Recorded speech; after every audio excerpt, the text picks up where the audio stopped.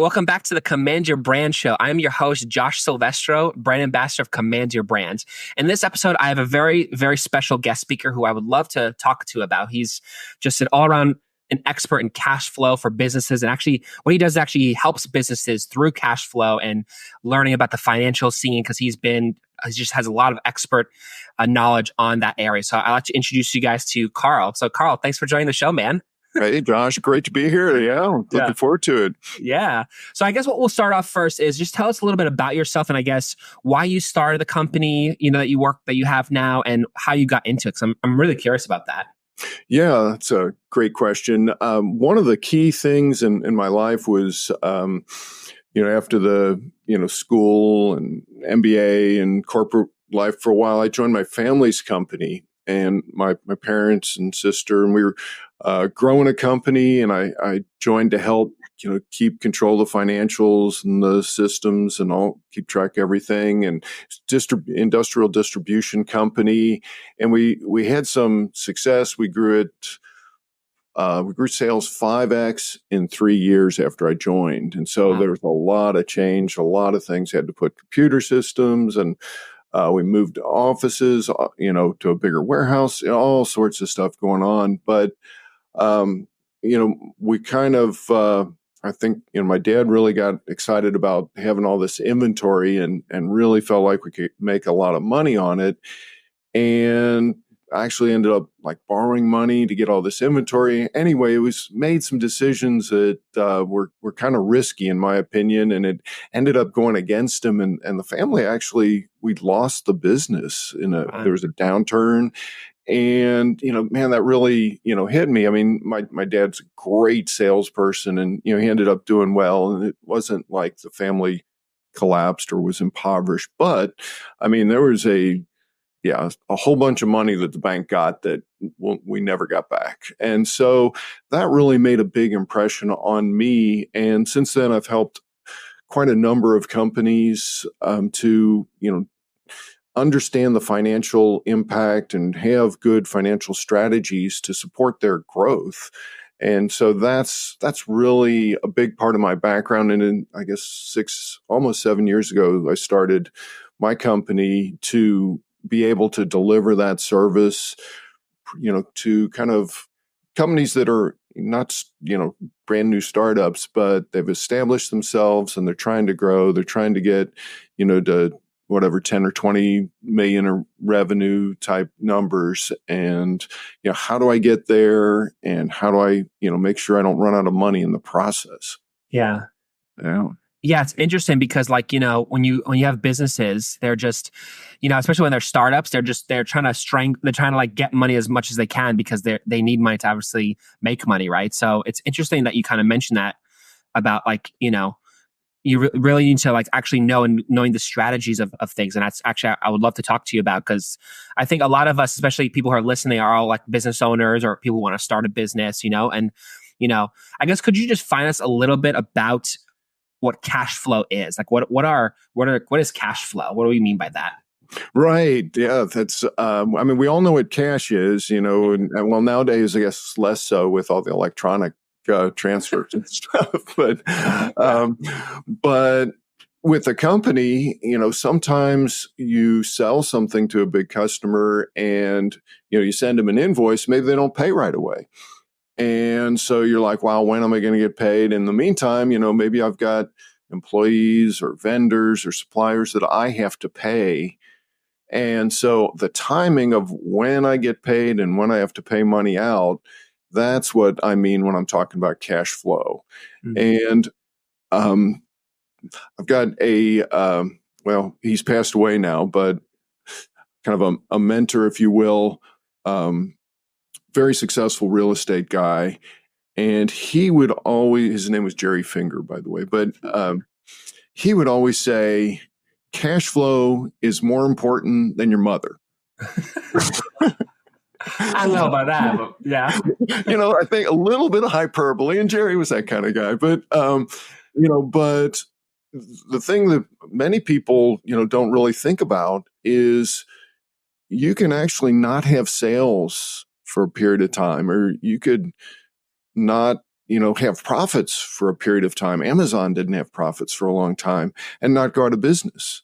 But if you run out of cash, you're in big trouble. That's when companies go out of business. So understanding your cash flow, it's like, well, you've got $1 million coming in 2 weeks, but you can't pay your bills today. You can still go bankrupt. That can still be a problem. So, those are the things I think about with cash flow. Interesting. And I guess that's kind of interesting. So it's kind of almost like different than actual income that you get from your organization. It's the actual cash that you get from, wherever. So it's kind of interesting that you put that. What do you think is like how do you, I guess for business owners or people who are kind of identifying, kind of figuring this out, because I know some of us have trouble with this. How do you identify like the signs of cash flow problems? Like what steps do you think would be good for people to prevent them? Well, I guess one company I worked with, the owner, Diego, Diego he wasn't sleeping. Wow. Because cash flow was tight. He didn't always know if he could make payroll. It was a service company, and he just didn't. When he started out, he was able to make everything work, but the business grew, and he got to the point he had like 40 people, and it's not a bunch of high paid lawyers or something, but it was in the medical space, and he would really worry about, can I pay everybody? Can I make payroll? And it's, because he'd have a big event and he'd make some money, and then that'd be great. But then there'd be a couple weeks the events wouldn't go well. And so, that stress of, can I pay my bills? Can I make payroll? Can I take enough money out myself? And people often forget that. Can I actually take enough money out myself so I can pay my bills? I can, pay the rent and, all the things my credit cards or whatever it is I've got to pay. And so, that's, when people kind of realize, wow, that's what cash flow means, and that's what, I've got to deal with. And so the first step to really dealing with that then becomes a planning process, a forecasting process. It's not, let's forecast out 3 years. It's let's forecast out 3 weeks or, 8 weeks. And there's some reasonably straightforward tools, that you can use to do that with some pretty good reliability. And what that does is, one, it gives you, the knowledge. Well, okay, man, I've got a problem in 2 weeks. Well, knowing that you have a problem 2 weeks is a lot better than getting up 2 weeks and going, oh no. We said we're not going to curse a lot, so we can't, it's going to be, oh no. That's okay. Yeah.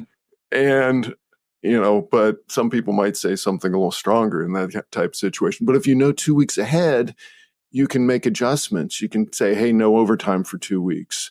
Hey, talk to your vendors or suppliers that, hey, I've got a bill due next week, but man, I'm not going to get, this cash for 2 weeks. Can I push back a week? And you'd be surprised how often they'll say, sure, we can deal with that. Thanks for letting us know. So those are some of the things that you end up doing. Yeah, it's interesting is what you mentioned about, it's just really all about planning and how you put it together, and there's things that you can adjust to, because a lot of people, I find, a lot of CEOs and founders make a mistake is that they mistaken how they pay things and organizing money and things like that. So it's kind of interesting that you put it that way, because it's all about organizing and making sure that it's paid and you can do it correctly. A little bit of planning goes a long way. Yeah. And the reduction in stress is the big thing. Oh, yeah.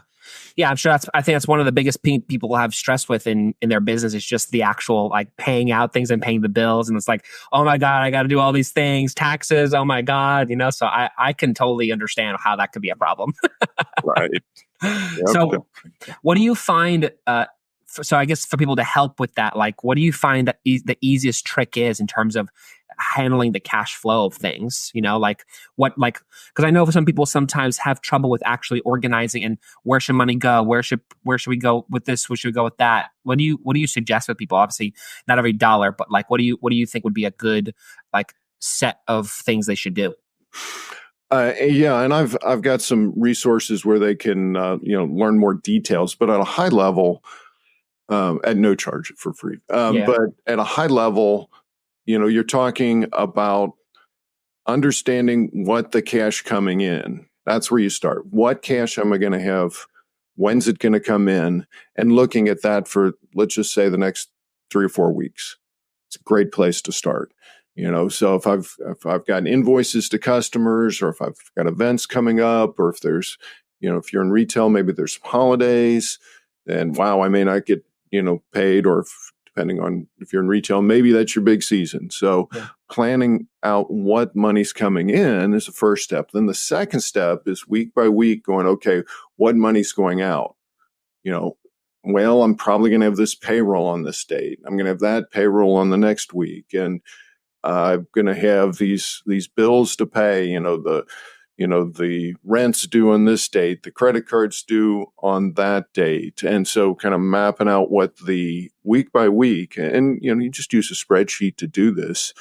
And so you've got the, cash coming in, cash coming out, and then you go, well, what's the balance at the end of the month?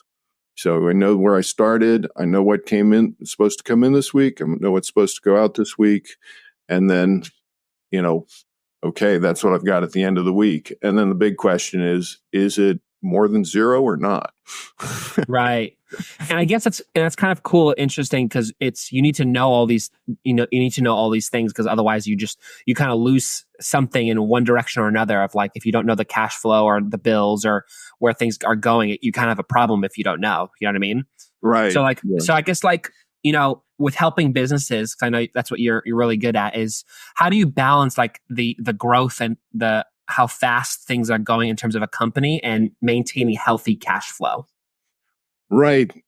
Well, when you're starting new business, man, if you don't sell something, you're in trouble. Yeah. Nothing really happens until you start selling. Mm-hmm. And so you get going and you're selling. Selling is really important, of course. But when you get to a certain point, if you're selling, let's say you're selling a machine, piece of machinery, and you're saying, okay, I sold that piece of machinery and I sent an invoice and I'm going to get paid in, let's say, 4 weeks. And that's great. And so 4 weeks go by and you get paid that big amount, and yay, you're excited. And, but if you kind of do that a second time, it's like, well, okay, after 4 weeks, then I sold another one. So I bought the machinery and I waited 4 weeks and I paid for that machinery. So that works. But if you go, wait, I sold 2 machines this week. Now I got to pay for both of those somehow. And I've still got to wait 4 weeks to get both payments coming in. So the faster sales actually can cause a bit of a cash flow problem, or in some cases, a really big cash flow problem. Because if you can afford, you say, hey, my credit card, I can put 1 or 2 of these machines on my credit card and I'm good. And I don't have to pay that credit card until, I get the payments from my customers. Right. But if you sell, 10 or 12 machines and your credit card goes, no, over the limit. Yeah. Now it's like, wait, my sales have outgrown my ability to finance, my cash flow ability. And and I work with companies to help them understand what borrowing tools are available to help them deal with that. But there's a limit. And so there's, depending on a few different financial numbers, you can actually calculate what's your maximum rate of growth without getting more investors or borrowing more money. And, so that's something that, I guess I helped a company that, it was a laundry company actually, and they had to pay their employees before they would get paid from their customers. It'd be a while before that, just a little timing delay, but help them really understand what was going on with that. An oil field supply company, it was a bigger problem because it was equipment. and they sold things for clean out pipelines. And so, I helped them put together that spreadsheet to understand when they were going to get paid, and, help them learn how to do that so they could do that on a regular basis themselves. So, and that really, man, the owner, he was really happy after we got that set up. Yeah, I bet, because that, if you didn't have that, he'd be kind of like messed up. Right. Yeah. Right. So I guess my next question is like, as we are kind of going to this day and age, at least the past 3 years, as you've probably seen where you are and where I am, I know inflation is just starting to kind of rising at a rapid rate. And some people are like, oh my God, things are getting more and more expensive, and they're starting to use their cash flow for other things, or like they're using that cash for their bills, and it's kind of like a little tough for people. What do you advise people to do who own companies, so they protect their cash flow and they're really their profitability? Like, what do you think should be done? Right. Yeah. Inflation, for a long time, we didn't really have to worry about inflation, but I'm actually kind of old enough that I remember, back in the 80s, I got out of college back in the 80s, and inflation was a real thing then. Interest rates at one point, were, just crazy numbers, a prime rate of over 20%. Yeah. It's hard to even fathom now. But so there was all sorts of things that we did to help companies deal with inflation back then. And I actually had a guy that I haven't talked to, a business owner. He's got a landscaping company, and he reached out to me over the weekend, and we're going to talk later today. But he's dealing with inflation from labor, So what we're going to talk about is, how to build in inflation agreements with his customers because his labor rates go up quickly. He has, day laborers, turnover happens pretty quickly, and the prices of his labor can go up very quickly these days.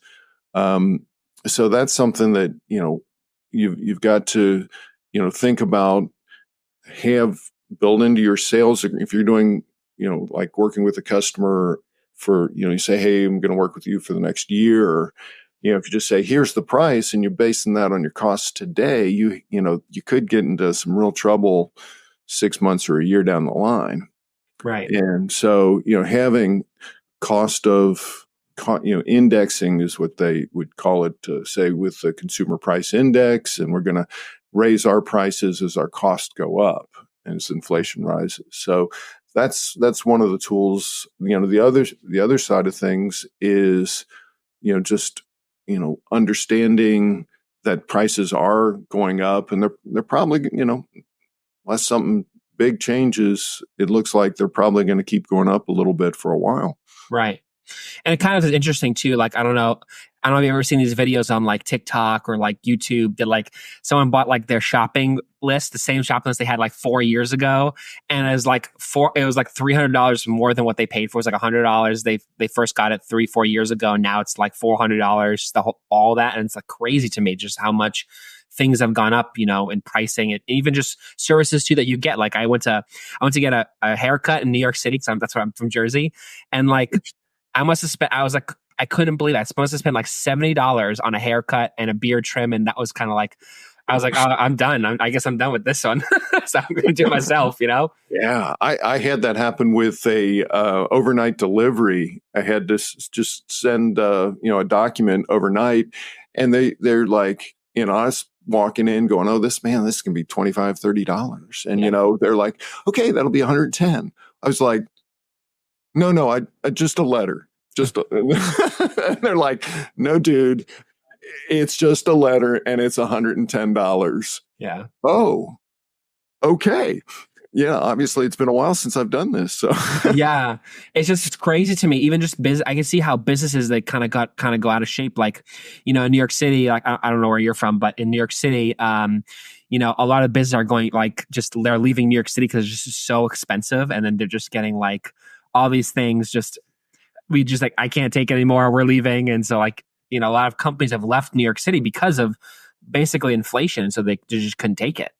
Yeah, it's Yeah. brutal. It's Yeah. brutal. Yeah. And so, managing your finances, using, tools that are available, borrowing appropriately. I mean, there's a lot of cool things you can do to just reduce your stress and increase your profits. And ultimately that's going to help you grow your business. I mean, if you can't manage your cash flow, it's going to be really tough to grow your business. Yeah. So I guess like for you, because you're the expert in the area, are there any financial strategies or systems that you found that were effective in improving cash flow and basically driving, business growth? Absolutely. Absolutely. And we've kind of already talked about, forecasting. So understanding where you are there, that's one thing. Another tool that I like to do, I do with most of my clients is valuing the business. Mhm. Not just it's nice to know how much it might be worth, but it's also that becomes a great way to kind of measure how you're doing. And just like, looking at the receipt from 2 years ago and what it costs today, valuing your business is the same basic approach. And, it's actually like a 25-page report. And so we do all kinds of ratios and financial analysis too, to, are we, are we borrowing a reasonable amount or too much? Are our margins, maintaining, or are they declining? So, if you look at that, let's say every quarter, and start looking at those numbers, you've got kind of a scorecard to help you look at your key indicators of what's really going on in your business, what's going to really make a difference. If you start to get a little history and, start to look at, wow, our margins are dropping, what's happening? Oh, well, now all of a sudden we go, wow, costs of this one material have gone up. There's a shortage. I've been working with this chemical company for about 4 years, and they buy, these various chemicals and mix them together and turn them into new products for their customers. And it'd be all of a sudden, for, not just through the pandemic, but just because of, inflation and shortages and trade disruptions, they won't have a raw material they need. So they have to like substitute for something else. And so now that costs more. And so all of a sudden that reduced their margin because they hadn't changed the price to their customer. And so having those kind of metrics, that scorecard to keep track of what's going on in your business really can help you react more quickly. It's just like the cash flow forecast helps you make adjustments. Having a scorecard helps you make adjustments. Yeah. And I guess like too, because you've been around for so long, you've helped so many people with a lot of different financial things. Is there like something that you can, as like a lesson from, earlier failures, like, like the .com secret or .com crash, I meant, anything like, that would teach us in terms of how we should approach business today, or how you would approach business today? Well, yeah, I mean, like right now, if you look at like AI, AI's, everybody's into AI. And I think AI is going to be, very useful. I use AI. But, if you remember, if you're able to remember back to the .com, 20 whatever years ago, well, the internet's going to change the world. And, now here we are 25 years later, and it has. But in 1999, we thought it was going to, everybody kind of said, oh, it's going to change the world tomorrow. And it really didn't. So technology is really valuable. I'm a big fan of technology, but keep in mind, it takes time to implement this, to put this into, people's habits, into people's life, into businesses. So, be cautious about getting over enthusiastic about the next big thing, whether that's technology or something like that. I can, I lost a few bucks in the .com, so I can kind of share a little experience there. I started a B2B platform to trade industrial products, and it was going great right up until the dot-com bust, and then that, no more funding, it all collapsed. You know, keeping track of the basics. There's another company that I was part of that we grew the company 7x in 4 years. It's phenomenal growth. We're going great. But the CEO got sick, and I was a CFO in this one. And, he like never, ever come back into work again sick. And so his wife, very nice person, took over, but she had a very different business background and took a different approach to things and didn't pay attention to, the forecast, the scorecard, the relationships with, supporting the employees, and it all fell apart. It actually ended up, the sales went down faster than they'd gone up. So, keep track of your information, forecast scorecards, and, pay attention to managing people. And then don't get sucked into the next big thing too easily there. Right. So yeah, I've heard different thoughts. Yeah, it's kind of interesting that you put that, because I know a lot of people sink their teeth into a lot of the stuff like AI and just other things that are going on. Like, I'm also a big technology guy too. I've talked about this before, where, I talk about phones, laptops, just all these other things. And now you have it's funny now that you mention that, it reminds me of this whole Apple Intelligence. You know what I mean? They're trying to implement it really hard, but it's like, oh, they released the phone, but the Apple Intelligence is not even there yet. So people are spending, they're going from, their one iPhone that they had last year to now this year. And it's like, now it's a big problem, because now they were talking having it in October, but now it's almost the end of October and no one's having it because it's not ready yet or whatever it is. So now it's people wasted, now phones are $1,500 now for a new phone. It's kind of like, I can understand what you're saying about don't invest so much in this new thing because it's going to grow over time. So yeah. Right. Yeah. I mean, what the clean energy is another interesting situation. I love clean energy. We need to move forward on that. It's really important, but it's going to take time. Right. It just, we've got to get all the right, minerals and build all these batteries. I mean, building factories and, charging stations. I mean, there's a lot of infrastructure. So yeah, things take time. Yeah, absolutely. It kind of reminds me also too, it's like, I know, like, also the world is in this whole plastic dilemma of like, oh, we should use plastics and other stuff. So people are like, oh, like I don't use plastics anymore, but like everything that you wear or you use are all plastic, or they have plastic components, like anything. So it's kind of like, it's interesting. It's the time part of how we actually get it done. Like, it's like there's steps that need to be done so that goes forward, Right. Exactly. Yeah. Exactly. And something about business that I appreciate too, it's like, there's always steps that you have to take. Like there's before there's zero or before there's one, there's always zero, zero A, B, C, D before you actually do step one. You know what I mean? I'm sure you've probably encountered that too, where in any business, you need things set up before you actually start something. Right.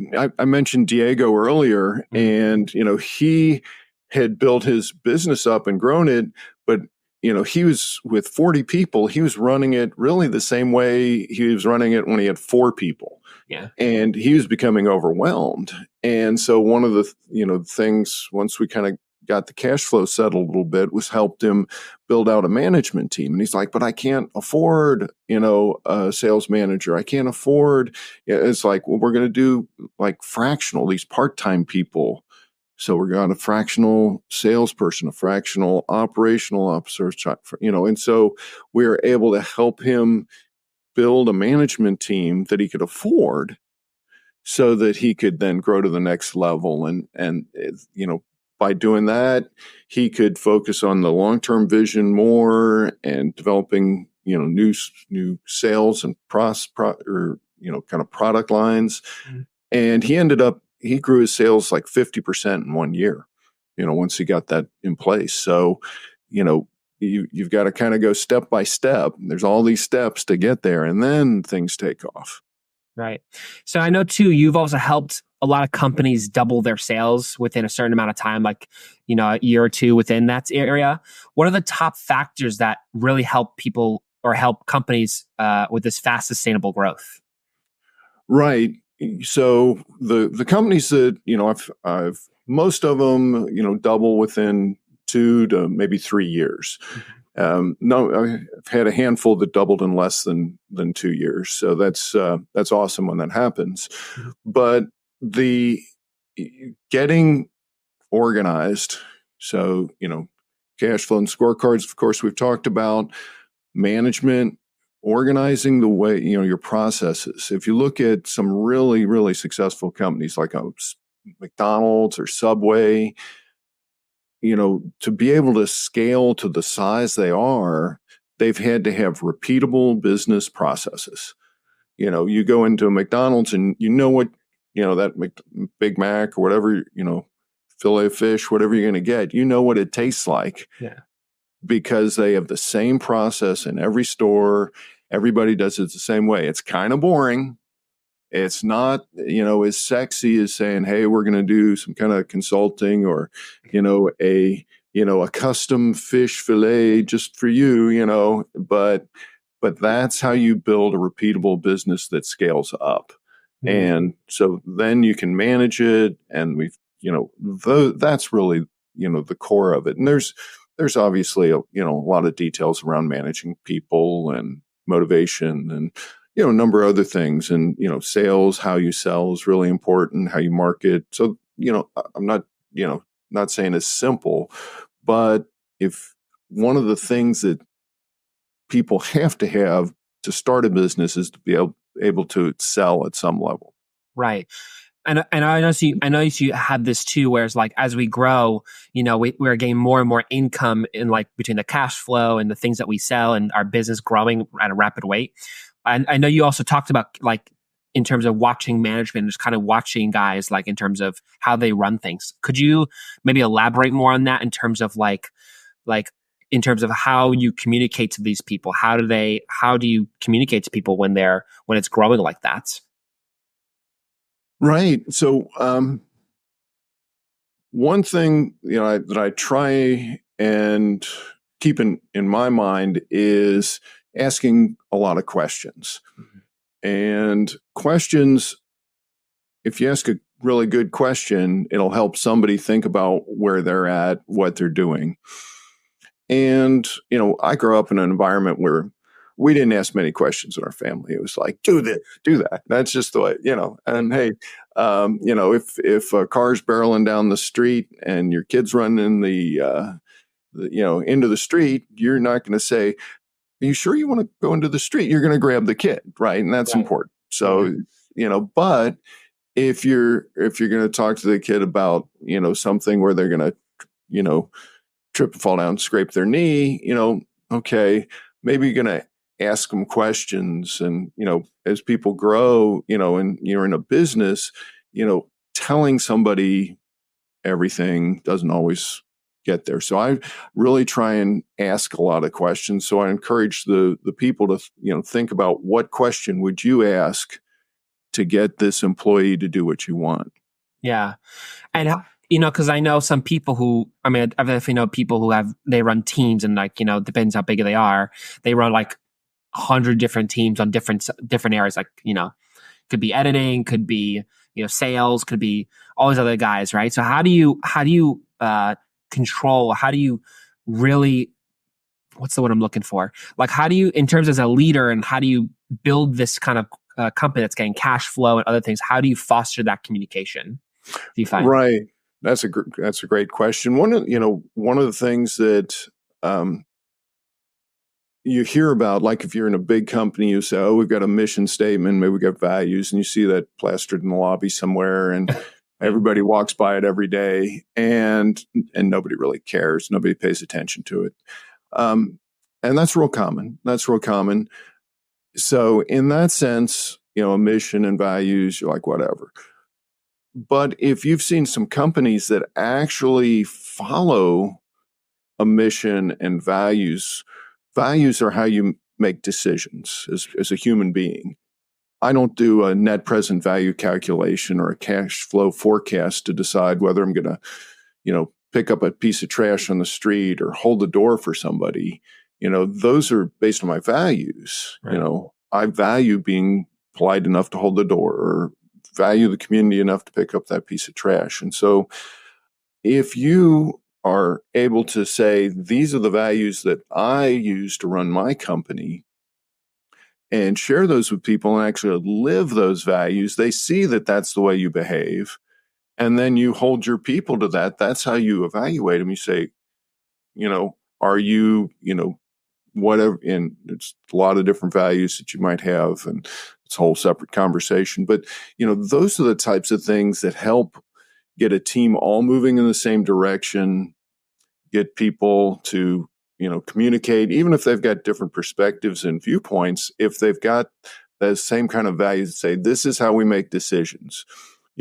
You may have that fact and I may have that fact, and I want sales to grow and you want accounting to run smooth and blah, blah, blah. But if we've got this, some set of values on how we make decisions, your odds are a lot better. Right. I find that also really fascinating too, because like when you work with people who just don't have the same intentions or don't have the same goal as you do, like I want to grow, and the other guy's like, I don't want you to grow. It's kind of like counterintuitive. It's kind of, you can't really work with those people because they just are so, they're not really there to work with you. They're kind of work against you, So I really, really appreciate that, because in any company, they should have a motto of like what our goal and purpose is. And so when people come on board, they should follow that and really just take it to heart with a lot of that stuff. So like a Command Your Brand, for example, we have this whole motto about how podcast is going to change the world. It's going to make CEOs and founders more known.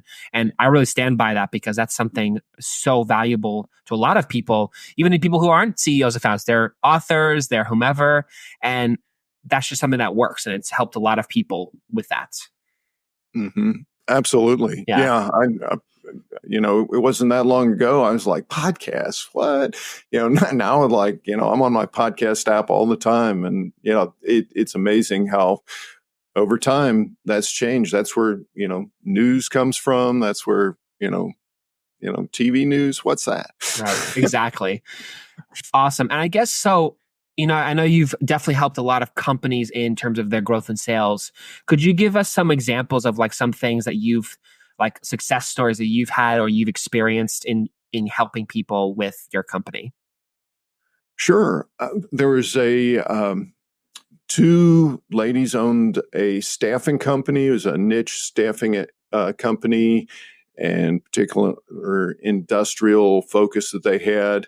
And they were struggling, and they came to me and said, hey, we're having a tough time. We for the first few years we grew, but like the last 3 years in a row, we've, our sales have been basically the same. And, we don't know what happened. We feel like we're doing the same thing, but we're not getting the good results anymore. So started working with them. We dealt with their cash flow, ended up working.